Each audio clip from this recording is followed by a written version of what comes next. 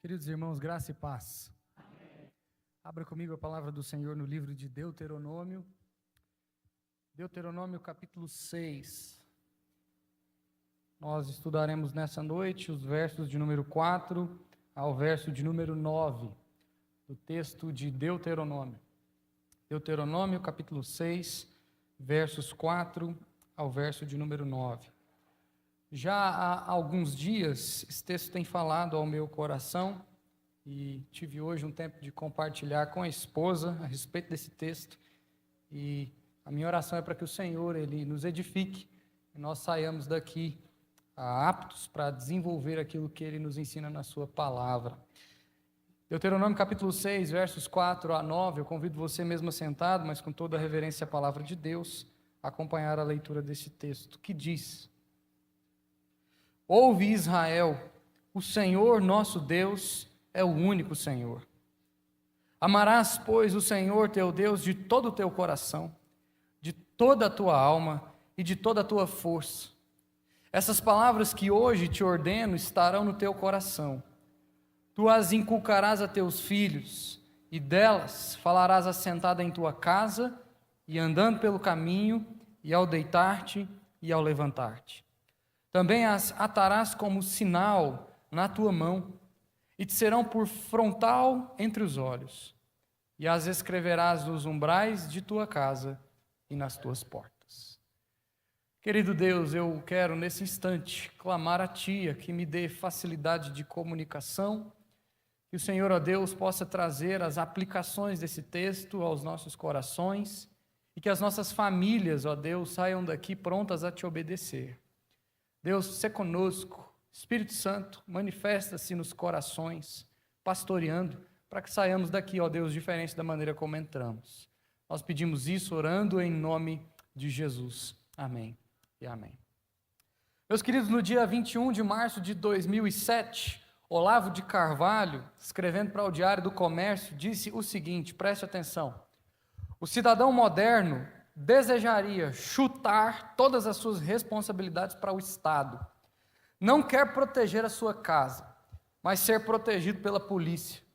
Não quer educar-se para educar os seus filhos, mas entregá-los a técnicos que os transformarão em robôs politicamente corretos. Essa foi a frase de Olavo de Carvalho. Vivemos um momento, e todos vocês são testemunhas disso, de muita euforia, quando se trata de família. Os conceitos, a formatação, os valores, parece que tudo está se transformando nos nossos dias. E quando nós olhamos para a palavra de Deus, nós percebemos que Deus ele estabelece alguns padrões para a vida familiar. Deus estabelece, queridos, regras para a vida familiar. E a igreja do Senhor Jesus, ela sempre, quando olhou para essas regras e esses padrões, ela se saiu bem. Porque são padrões e são regras que vêm da eternidade e que sobrevivem a qualquer momento, a qualquer circunstância. Então, se eu e você queremos uma vida familiar com qualidade, nós precisamos nos atentar aos padrões que Deus estabeleceu. E o livro de Deuteronômio, queridos, ele nos convida a pensar exatamente sobre isso. Esse texto ele foi escrito para o povo de Israel. Quem era o povo de Israel naquele contexto? O povo de Israel era o povo que Deus separou para viver de acordo com as leis que o Senhor estabeleceu. E através dessas leis viverem uma relação com Deus de amor e de vida. Deus chamando um povo para viver uma relação de amor e de vida. O povo de Israel não tinha que obedecer por obrigação, por imposição. Precisava ser uma obediência alegre. Precisava ser uma obediência ao grande amor de Deus para com aquele povo. E por isso, então, Deus, ele estabelece regras, estabelece mandamentos e ele convoca aquela nação, aquele povo, para viver de acordo com as normas que Deus estava impondo ou colocando sobre eles, para que eles fossem uma nação alegre. Para que eles fossem uma nação feliz, uma nação onde realmente se encontrava com Deus e diariamente recebia de Deus das suas bênçãos. E quando nós olhamos para esse texto, especialmente que nós lemos, nós percebemos, queridos, que Deus está convocando a família para cumprir com a sua responsabilidade de serem os guardiões, guardarem as leis, guardarem os mandamentos, guardarem a verdade de Deus nos seus corações. Aqui nesse texto, nós temos a instrução para a vida individual, para a vida familiar, mas também para toda a nação de Israel. E aí, meus amados, quando nós pensamos no lar, quando nós pensamos na casa, nós estamos pensando em algo que o próprio Deus instituiu. A família foi instituída pelo Senhor. Foi Ele que criou, foi ideia dele, por isso que é muito bom a família, por isso que é maravilhoso a família. Ele fez a família antes da queda, e quando Deus termina, você se lembra lá do texto de Gênesis, na criação, quando ele termina a criação da família e ele olha para tudo aquilo, Deus diz lá que era tudo muito bom, era tudo muito bom. Então família é uma coisa muito boa, mas meus queridos, nós sabemos que muitas famílias, principalmente no mundo de hoje, elas estão se adequando em um ambiente, em normas e princípios que têm trazido infelicidade a muitos corações. Por exemplo, quando um casal não entende quais os padrões devem ser estabelecidos para a alegria da relação, e ali há o desfecho da história. Ou, por exemplo, quando na criação de filhos não há transparência, não há diálogo, na criação de filhos não há o estabelecimento daquilo que o próprio Deus trouxe como regra. Quando Deus estabelece regras, é porque Deus quer ver a nossa casa feliz. E não tem como uma casa encontrar a verdadeira felicidade se não se atentar para as normas que o próprio Criador da família deixou para que a família cumprisse essas normas. Por isso, eu quero propor o seguinte tema para nós pensarmos na ocasião da noite de hoje: família, lugar de crescimento na fé. A família precisa ser um lugar de crescimento na fé. Marido e esposa devem desenvolver uma dinâmica de vida crescendo na fé. Pais e filhos, filhos e pais devem desenvolver uma dinâmica de crescimento, porque família é um lugar de crescimento na fé. Quando nós olhamos para esse texto, nós percebemos que aqueles que são adultos na casa, os pais, eles precisam ser mestres dos seus filhos. Eu não sei quando você, papai, quando você, mamãe, que está aqui me ouvindo, entendeu que o seu papel não era apenas o de criar o seu filho para que ele tivesse uma vida saudável fisicamente, emocionalmente, intelectualmente. Eu não sei quando você entendeu isso. Mas que o seu papel também implicava, e principalmente implicava, em você criar o seu filho para ele ser um seguidor do Senhor Jesus, amando o Senhor Jesus de todo o seu coração. E o que esse texto vai nos chamar a atenção aqui é que todos os pais que estão aqui, e não somente os pais, mas também os avós, né? Eu sei que tem muitos vovôs e vovós aí, as cabecinhas brancas espalhadas. Não somente os pais, mas também os avós, ou você que é tio, você que é tia, e tem uma relação de intimidade talvez com o seu sobrinho, isso também serve para você, instruí-lo, ajudá-lo no desenvolvimento espiritual, uma relação de pessoas que estão caminhando com Cristo há um tempo e por isso são convidadas para abençoar aquela geração que está vindo logo em seguida. Então todos vocês são mestres dos seus filhos, vocês são discipuladores.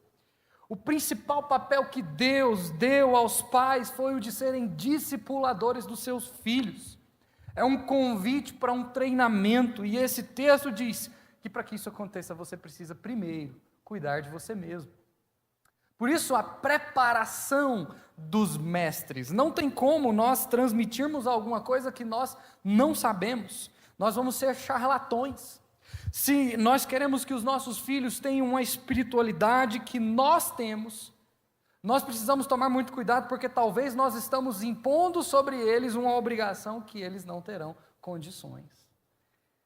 Estamos talvez sobrepondo sobre eles uma bagagem que eles não vão saber carregar. Por isso, você que está aqui hoje, que é pai ou mãe de criança, de adolescente, ou se o seu filho já está na juventude, adulto, é importante você entender que os nossos filhos, eles precisam de referência. Eles precisam de referência. E para isso você precisa cuidar de si mesmo. Você precisa olhar para o seu coração. E o texto vem nos convidar a aprendermos o caminho para que nós possamos nos tornar mestres. Observe comigo, por favor, mantenha a sua Bíblia aberta e vá acompanhando à medida que nós vamos expondo. O primeiro caminho para nós nos tornarmos mestres, o primeiro caminho é aprender a ouvir. Está aí no versículo número 4. O texto diz, veja só, ouça ou ouve. Moisés, ao escrever o Deuteronômio no capítulo 6, versículo 4, ele começa dizendo, ouve Israel. Ouve Israel. Nós vivemos numa geração muito barulhenta, não é verdade? Nós vivemos numa geração em que parece que nós não temos mais tempo, aonde nós não separamos na nossa agenda momento para reflexão, não separamos na nossa agenda momento para o silêncio.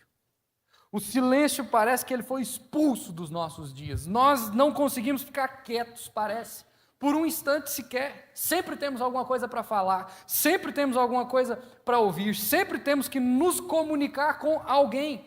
Cada vez parece que há menos tempo para nós desenvolvermos o silêncio, para introspecção, para reflexão, para contemplação.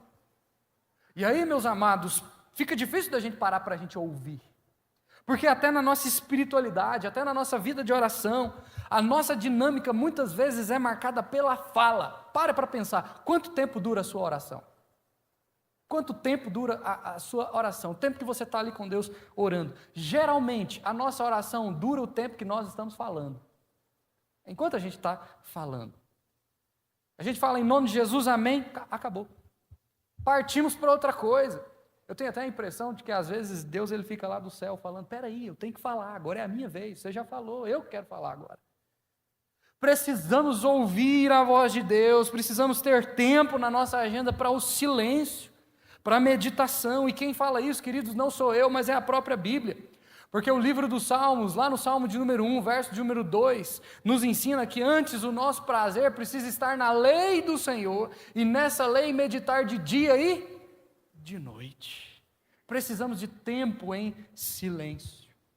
Agora é claro que às vezes o silêncio se torna uma coisa muito angustiante, porque ele nos empurra às vezes, quando nós estamos em silêncio, o silêncio nos empurra para uma análise, ou para uma leitura de nós mesmos, e aí nós poderíamos talvez ter um outro sermão para a gente falar só sobre silêncio, mas nós não gostamos muitas vezes de parar em silêncio e nos deparar com a nossa própria alma, é angustiante. É pesado. Nós estamos sempre buscando recursos externos, barulhos e coisas para não refletir, para não pensar, para não parar. Mas se você quer ser alguém maduro na fé, se você quer se tornar uma referência de espiritualidade para a sua casa, para os seus filhos, o primeiro ponto que esse texto nos ensina é aprender a ouvir a voz de Deus. Ouve, Israel. Ouve, primeira igreja. É isso que o texto nos ensina. Mas não adianta só ouvir. Se só ouvir resolvesse, nós iríamos para um mosteiro, como tentou talvez a igreja católica lá na Idade Média, né? Eles iam para um mosteiro e eles ficavam lá o dia todo. Não resolve, não resolve. Nós precisamos ouvir, mas nós também precisamos praticar. Por isso que o versículo número 5, veja o versículo 5, nos estimula não apenas a ouvir, mas a praticar. E aí agora o texto vem nos convidar a praticar. Porque para aprendermos o caminho, para nos tornarmos mestres, precisamos aprender a ouvir, mas também precisamos aprender a praticar. E praticar o quê? Diz o versículo de número 5, praticar o amor de Deus. O texto declara, ouve Israel, amarás ao Senhor. O amor ao Senhor é uma coisa prática que acontece no dia e o dia todo. E o texto vai dizer que nós não devemos apenas ouvir, mas praticar, exercitar aquilo que nós estamos ouvindo do Senhor e fazer isso se apropriando das verdades de Deus. Meus queridos, nós somos uma família. Você crê nisso? Nós somos uma família, amém, irmãos? Nós somos uma família. A primeira igreja é uma família. Nós somos uma família unida por um único Senhor, Deus, Pai. Nós temos um único irmão e o nome dele é Jesus Cristo. E um dia eu e você, nós viveremos juntos lá no céu. Nós viveremos lá. Você crê nisso, meu irmão? Nós viveremos lá. Goste você ou não, nós viveremos juntos por toda a eternidade. Eu sei que quando você pensa na eternidade, às vezes um ou outro irmão vem na sua cabeça e você diz, meu Deus, Será que eu vou conviver com essa pessoa por toda a eternidade? Será que vai ser para sempre mesmo? Vai. Então já vai se acostumando por agora, porque o que tem é esse irmão aí mesmo. Vai acostumando. Porque o convite de Deus é para você viver com Ele para sempre. Por isso, meu irmão, então venha para a igreja. Traga seus filhos para a igreja. Meus amados, tem muita coisa acontecendo na igreja e você precisa se antenar. Ontem, mais de 100 crianças estiveram aqui na igreja o dia todo. Teve reunião de adolescente, teve reunião de jovem. Traga o seu filho para ele já ir se acostumando com os irmãos da fé. Por isso que o versículo 6 e o versículo 7, olhe para o texto. Por isso que o texto diz: estas palavras que hoje te ordeno estarão no teu coração. Tu as inculcarás a teus filhos, e delas falarás assentado em tua casa, e andando pelo caminho, e ao deitar-te, e ao levantar-te. Meus irmãos, os nossos filhos, eles têm que crescer em um ambiente que é bíblico. Só que para isso é necessário o desenvolvimento de uma fé arraigada entre bons amigos, pessoas que têm o mesmo princípio de vida, de fé que nós temos. E nós temos essa responsabilidade como pais. É responsabilidade dos pais criar os filhos para eles temerem a Deus desde os primeiros passos, envolvendo eles nas programações da igreja, amando as coisas da igreja, aprendendo sobre o reino de Deus. A igreja sempre está preparada, cada dia mais, para que as pessoas tenham prazer aqui nesse convívio comunitário, porque a igreja é lugar onde a gente precisa se apropriar disso, aonde agora nós precisamos discipular, é agora, meu irmão, que você precisa fazer parte de um discipulado das próximas gerações. Como será a igreja daqui a 10 anos, daqui a 20 anos, daqui a 50 anos? Pessoas que estão aqui hoje, e você talvez não seja alguém que esteja se importando em discipular essas pessoas, esses jovens, esses adolescentes, essas crianças, a aprenderem a amar a casa de Deus. E aí, queridos, o texto diz que uma vez que você ama o Senhor, veja o versículo 5, de todo o seu coração, uma vez que você entende que a igreja é a família espiritual, agora você vai testificar isso, porque Deus está no seu coração. Deus está no seu coração, Deus está na sua casa, e Deus está na sua vida como parte da igreja, da comunidade cristã. E as pessoas lá fora agora vão perceber isso. Isso é: amarás, pois, o Senhor teu Deus de todo o teu coração, de toda a tua alma e de toda a tua força. Olha o que diz o versículo de número 8, veja só. Também as atarás como sinal na tua mão, e te serão por frontal entre os olhos. O que esse texto aqui no versículo 8 está querendo dizer? Essas expressões aqui do verso 8, elas são muito usadas lá em Apocalipse. Lá em Apocalipse. Se você está vindo à escola dominical e você está acompanhando os estudos de Apocalipse nas escolas bíblicas dominicais, aqui na classe conjunta, você vai se lembrar que lá no livro de Apocalipse existe o número 666. Você se lembra do número 666 lá de Apocalipse?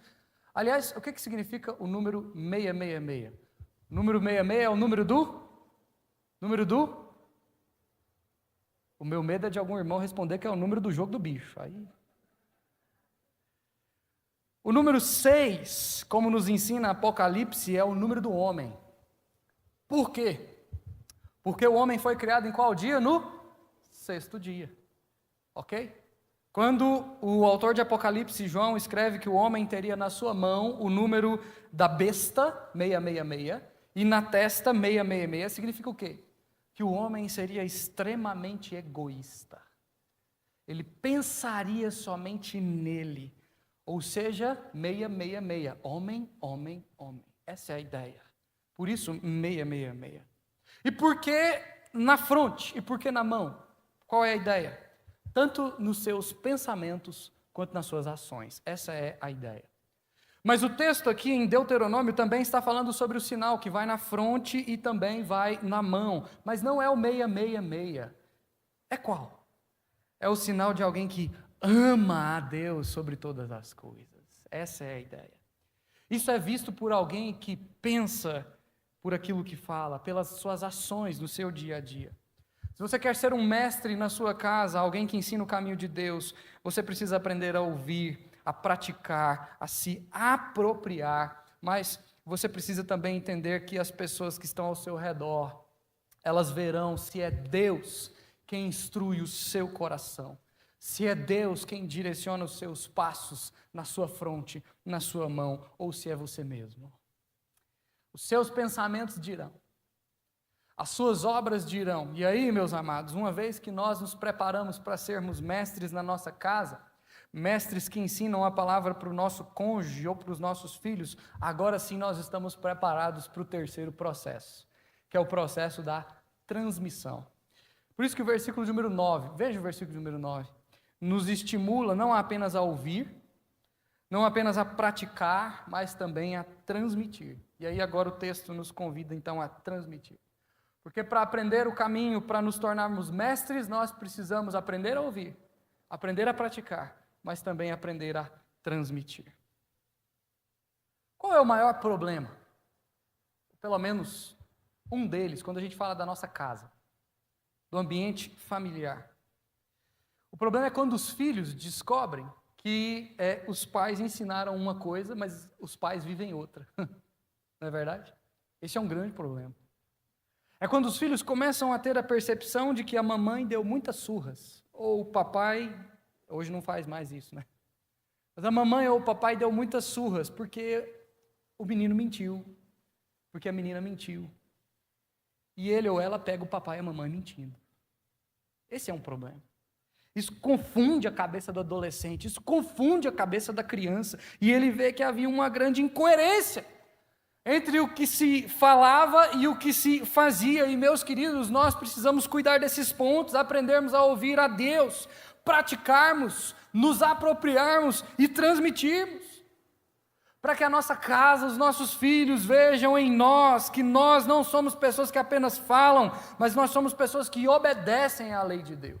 Por isso, nós temos uma responsabilidade que é não somente para nós sermos mestres dos nossos filhos, mas sermos mestres para nós mesmos, para o nosso próprio coração, para que nós aprendamos a transmitirmos a verdade de Deus de maneira integral, sincera. Versículo 9, mais uma vez, veja o texto, você pode ler comigo o verso 9? Diz o seguinte, a uma só voz, também será projetado: e as escreverás nos umbrais de tua casa e nas tuas portas. O texto aqui no verso 9 está falando sobre transmissão.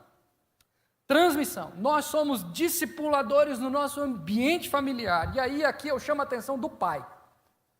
Você que está aqui hoje que é pai ou marido, sacerdote no seu lar. A figura que Deus, para você, na Bíblia, pai, a figura que Deus estabelece para você é a figura do sacerdote. Sacerdote é aquele que traz a mensagem de Deus para o coração do povo. Sacerdote é aquele que intercede, que ora pela família. Sacerdote é aquele que coloca a família na presença de Deus. Esse é o papel do pai. Esse é o papel do marido. O seu filho, a sua filha, a sua esposa precisa ver em você, homem, que você consagra a sua casa para Deus. Eu estava falando sobre isso com a esposa na hora do almoço. Mas eu sei que, como você foi criado para ser o mantenedor da casa. Você foi criado para trabalhar. Tem que trabalhar. Tem que trabalhar. Tem que conseguir suprir as necessidades. E tem mesmo. Os nossos pais nos ensinaram corretamente. Mas esse é outro papel. Às vezes nós desprezamos o papel de referência espiritual e nos preocupamos demais com o papel de referência material. A referência espiritual da casa precisa ser o papai, precisa ser o homem, porque Deus o separou para isso, para ele conduzir a família, não de acordo com aquilo que ele pensa que é certo, mas ele precisa conduzir a família de acordo com aquilo que Deus estabeleceu e colocou no seu coração. E ele não precisa impor isso para a esposa, ele não precisa impor isso para os filhos, porque os filhos e a esposa veem nele que ele realmente é um homem de Deus, um homem de Deus. Está aqui um primeiro desafio para os homens da primeira igreja que são pais. Você que é homem aqui na primeira igreja, que é pai, eu pergunto a você, será que o seu filho está convencido que você é um homem de Deus? Ele sabe de verdade? Seu filho pode estar convencido de um monte de coisa, que você é um homem trabalhador, que você é um homem dedicado, que você é um homem que cuida da família, mas a pergunta é: o seu filho, ele está convencido de que você é um homem piedoso? Piedoso. Aí eu falo para os maridos, eu vou complicar a pergunta. Será que a sua mulher está convencida? Qual é a imagem que a sua esposa tem de você? Ah, pastor, eu sou um homem romântico. Eu sou um homem que tem procurado dar atenção para casa. Eu sou um homem que até lá na escola, para ver as coisas dos filhos, eu estou indo. Eu sou um pai dedicado. A pergunta é outra, a pergunta não é essa. Será que a sua esposa vê em você um sacerdote? Um homem de Deus? Porque a grande dificuldade, meu querido homem, presta atenção, a grande dificuldade das mulheres em cumprirem o papel da submissão, que dá até arrepio em algumas das mulheres do século XXI, quando se fala dessa palavra. A grande dificuldade é porque elas não têm segurança de que é Deus quem está no controle do coração do marido. Essa é a dificuldade. O que esse texto está dizendo para nós, como mestres, que estamos caminhando em direção ao aprendizado, é que nós precisamos ensinar os nossos filhos, cuidar do nosso lar e transmitirmos a mensagem do Evangelho à nossa casa. E olha, não é fácil. Não é fácil, porque o texto vai usar uma palavra no versículo 7, volte a sua atenção de novo para o versículo 7, que é uma palavra muito difícil, que é a palavra inculcar. Ou seja, nós precisamos inculcar o amor de Deus no coraçãozinho das nossas crianças. E irmãos, a ideia aqui hebraica é de que a gente inculca quando a gente vive. Essa é a ideia. Por isso, meu querido, o momento da refeição precisa ser marcado pela oração. A hora que o prato de comida está ali em cima da mesa, tem que orar. Pastor, mas nós corremos o risco de tornar isso uma coisa repetitiva. Todo dia tem que agradecer a comida. Meu irmão, a Bíblia não impede você fazer orações repetitivas. Não impede. Você pode repetir a mesma oração todo dia. O que a Bíblia proíbe é a vã repetição. É diferente. Isso faz toda a diferença. Porque a vã repetição é quando você agradece sem nem pensar no que você está falando. Isso é a vã repetição. Mas repetir todos os dias, quando você olha para aquele prato de comida e você sabe que aquilo é providência de Deus, é sustento de Deus para sua casa, mais um dia Deus vai cuidar de te dar o alimento. Repetir essa oração é motivo de agradecimento. Agradecimento. Sabe o que mais? Seu filho vê. Lá em casa nós começamos, reverendo, com o Conrado. Dá a mão aqui. Ele não dá, não. Mas nós fazemos. Todos os dias. Todos os dias. Seu filho vê que você é grato. Porque o seu filho sabe que o mantimento da sua casa não vem pela sua força. Não vem do seu braço. Mas vem do cuidado e do suprimento de Deus. Que cuida de você. Quando você consegue alguma coisa, eu aprendi isso com meu pai. Quando você adquire algum bem, você precisa sentar com a sua família. Você precisa compartilhar. Primeiro passeio para comer o lanche especial. Papai fazia isso com a gente. Com o carro novo. E naquele momento, ele falava: meu filho, foi a graça. Foi a bênção de Deus. Quando nós saímos para a viagem, quando você sai para fazer uma viagem, e você volta, antes de sair você precisa orar, pedindo a proteção de Deus. Para que quando você chegue no destino, como família, você possa dizer para o seu filho, para a sua esposa: a mão de Deus nos conduziu. Deus precisa estar em todos os detalhes da nossa vida e os nossos filhos precisam ver isso. A gente precisa saturar a nossa casa da presença de Deus, em tudo ver a mão de Deus. É isso que é amar a Deus sobre todas as coisas. É lembrar de Deus em cada detalhe da nossa vida, porque cada detalhe da nossa história é marcado pela bondade de Deus. Inculcar é treinamento exaustivo. Tem que ser assunto de todo momento. Quando você assentar na mesa, quando você estiver andando, quando você levantar, é de dia, é de noite, é em todo momento, é em todo lugar. Essas pequenas coisas jamais serão esquecidas da mente dos nossos filhos. A nossa vida precisa ser marcada pela oração, como declara o apóstolo Paulo, escrevendo a 1 Tessalonicenses capítulo 5, verso 17, quando ele diz: orai sem cessar. Orai sem cessar. Queridos pais, nós temos um desafio. Fazer com que os nossos filhos entendam que não tem coisa nenhuma que vale mais a pena na vida do que amar a Deus sobre tudo e sobre todas as coisas. Nós somos estimulados por uma sociedade que quer nos fazer acreditar que o nosso filho precisa ter sucesso. Nós somos bombardeados e eles são bombardeados por isso o tempo todo. Precisa ser bem-sucedido. Eu e você temos o desafio de ensinar para as nossas crianças que ser bem-sucedido é ser inundado pela presença de Deus o tempo todo. O tempo todo. Esse texto, a partir do versículo de número 10, ele fala exatamente sobre isso. Veja o versículo 18. Você que está aí com a Bíblia aberta no capítulo 6, veja o verso 18. O verso 18 e o verso 19, eles dizem: farás o que é reto e bom aos olhos do Senhor, para que bem te suceda, e entres, e possuas a boa terra, a qual quem? O Senhor, sob juramento, prometeu dar a teus pais, lançando todos os teus inimigos diante de ti, como o Senhor tem dito. O seu filho precisa ter na mente dele que você é alguém marcado pela presença de Deus, você ama a Deus sobre todas as coisas. Meus amados, tudo isso é transmitir. Testemunhar para o mundo que isso é família. As pessoas do seu trabalho precisam ver em você alguém que é marcado pela presença de Deus.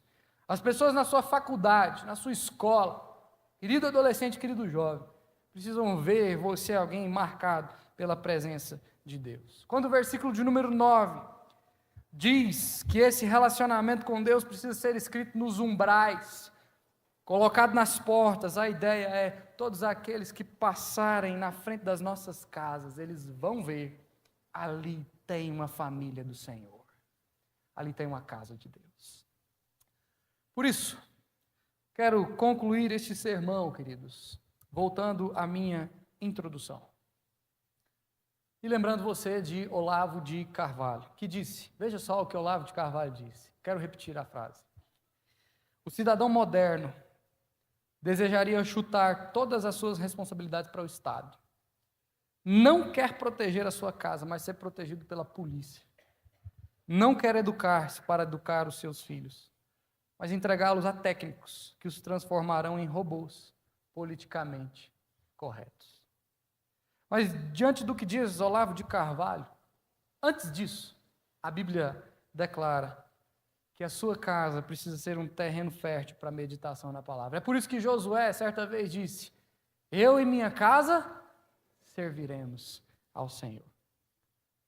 Numa sociedade que cada vez mais terceiriza a criação dos filhos, numa sociedade que cada vez mais despreza os valores de Deus, eu e você fomos chamados para viver uma vida no nosso lar centrada em Deus.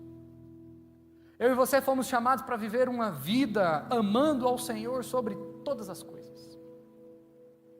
Família, queridos, é lugar de crescimento na fé.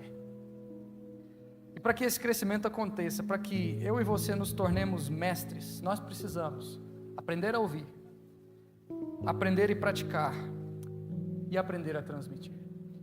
A minha oração e o meu desejo é para que você consiga desenvolver isso no seu lar hoje. Para que essa semana seja uma semana marcada pela bênção do Senhor, uma bênção que se estende sobre o seu coração, sobre a sua casa, mas também sobre a igreja de Jesus Cristo. De forma que, ao desenvolvermos esses elementos, nós possamos muito mais do que nos tornarmos mestres, nos tornarmos servos do grande mestre, Jesus Cristo. E que Ele então governe, que Jesus controle, que Jesus conduza todas as coisas dentro das nossas casas, e que nós possamos nos lembrar diariamente desse voto maravilhoso de Josué: eu e minha casa serviremos ao Senhor. Que Deus nos abençoe, que essa realidade de uma família como centro de educação espiritual seja verdade na vida e no coração da primeira igreja. Querido Deus, que grande desafio nos é lançado nessa noite. Aprender a ouvir, aprender a praticar, aprender a transmitir. Em um momento da história marcado por muita confusão, muito barulho. Em um momento da história onde a família tem perdido o seu sentido de existência, nós queremos dizer que a nossa casa pertence a Jesus. Queremos te pedir, ó Deus, dá-nos humildade. Ensina-nos, ó Deus, a ouvir as nossas esposas, a ouvir os nossos maridos. Ensina-nos a praticar, ó Deus, o pastoreio do coração dos nossos filhos, para que desde a mais tenra infância eles olhem para nós e eles queiram ser, ó Deus, não como nós, mas como Jesus em nós. Pedimos isso, ó Deus, certos de que o Senhor nos guiará e nos dará bom termo, a nós e ao nosso lar, a essa igreja, em nome de Jesus, amém e amém. E agora, queridos, ide em paz, que a graça do Senhor Jesus, o amor de Deus, o eterno Pai, e as gloriosas consolações do Espírito Santo de Deus, repousem sobre vós, hoje, agora e para todo sempre, amém e amém.